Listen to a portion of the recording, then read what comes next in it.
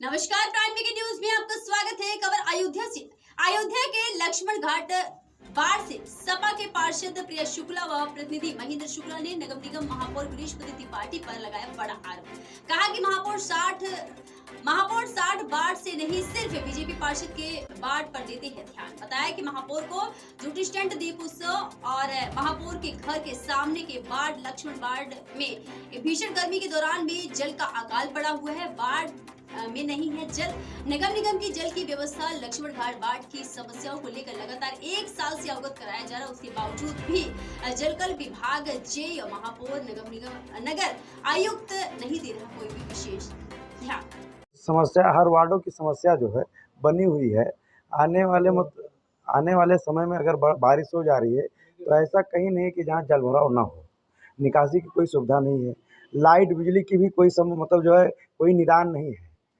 आए दिन 24 घंटे में लाइट चाहे रात और चाहे दिन वो करता रहता है। अब पानी नहीं आ रहा, क्या कह रहे हैं?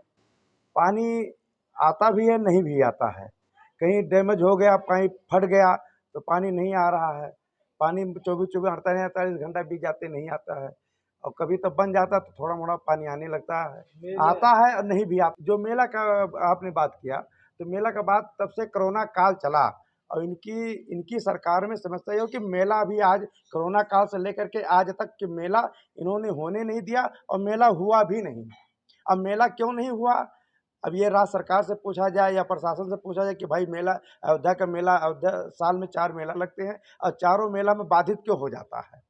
क्योंकि यहाँ 1100 मंदिर रजिस्टर्ड हैं और 1100 मंदिर का रोजी रोटी जो है वो मेला से ही मतलब जो है आधा छमाही मेला से ही चलता है। अब मेला नहीं होगा, जैसे नवमी ले लीजिए, नवमी में एक आदमी भी नहीं आए तो 1100 मंदिरों की क्या दशा होगी कि वो आते हैं तो कम से कम 3 महीने के खुराक की उनके यहाँ जुट जाता है और 3 महीना बैठे खाते हैं। हर मेला का ही निदान है। तो मेला नहीं होगा तो मंदिर वाले कैसे अपना जो मंदिर चलाएंगे या बाहर कैसे जाएंगे, ये सब सारी समस्या जो है।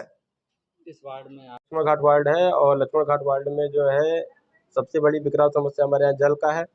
माननीय मुख्यमंत्री हमारे यहाँ दीपोत्सव करते हैं, बस जो भी कार्यक्रम होता है केवल रामपटी तक सीमित रह जाता है। बाकी सरकार की जो भी सुविधाएं हैं वो हमारे वार्ड तक नहीं पहुँच पा रही हैं। लगातार चूँकि मैं समाजवादी पार्टी से पूर्व पार्षद में रह चुका हूँ, मेरी धर्मपत्नी जी वर्तमान पार्षद हैं और लगातार जो है इसी कारण लगातार जो है सरकार द्वारा भेदभाव भी किया जाता है। माननीय महापौर जी से हमने कई बार कहा कि वार्ड में कई विकट समस्याएं, जल की समस्याएं हैं।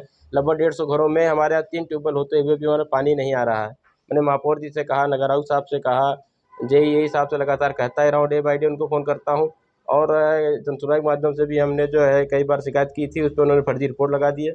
महापौर जी के पास आते समय नहीं मिला 1 साल में कि मेरे साथ वो समस्या का निरीक्षण कर लें या उसका निस्तारण करा दें। इन्हीं सब को लेकर के मैं लगातार संघर्ष कर रहा हूँ। सरकार द्वारा कोई सुविधा नहीं मिल रही है। पानी के लिए बहुत विकराल समस्या है हमारे यहाँ। प्रचंड गर्मी का समय चल रहा है और इसमें हमारे वार्ड में 3 ट्यूबवेल होते हुए भी हमारे वार्ड में लोगों के यहाँ नगर निगम का जलकल का पानी नहीं आता है। ये अभी बारिश हो रही है, एक बार छोटा सा कम बारिश हुई है, फिर होने वाली है। बहुत सारी गलियाँ हैं जो मेन रोड से जाकर के जाए, जैसे रामपड़ी है उसको ले जाके उसके जो सड़कें बनी उसको पाट दिया गया और सारी गलियों का निकासी का बंद कर दिया गया है। और हमारे यहाँ एक गोला बाज़ार पे रामबल शरण जी के पीछे है, वहाँ भी जल भराव होता है।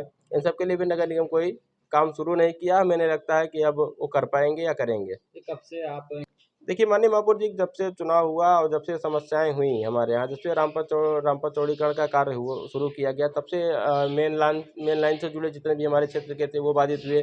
उसके बाद फिर हमारे यहाँ जो 3 ट्यूबवेल हैं, उसके बाद कई सप्लाई ऐसे हैं जो पाइपलाइन जो डेड हो गई हैं। वो जब डैमेज हुए लगभग ऐसे महापौर जी को अवगत कराते हुए लगभग 6-7 महीने हो गए हमें, लेकिन वो इग्नोर करते हैं। क्या कहते हैं?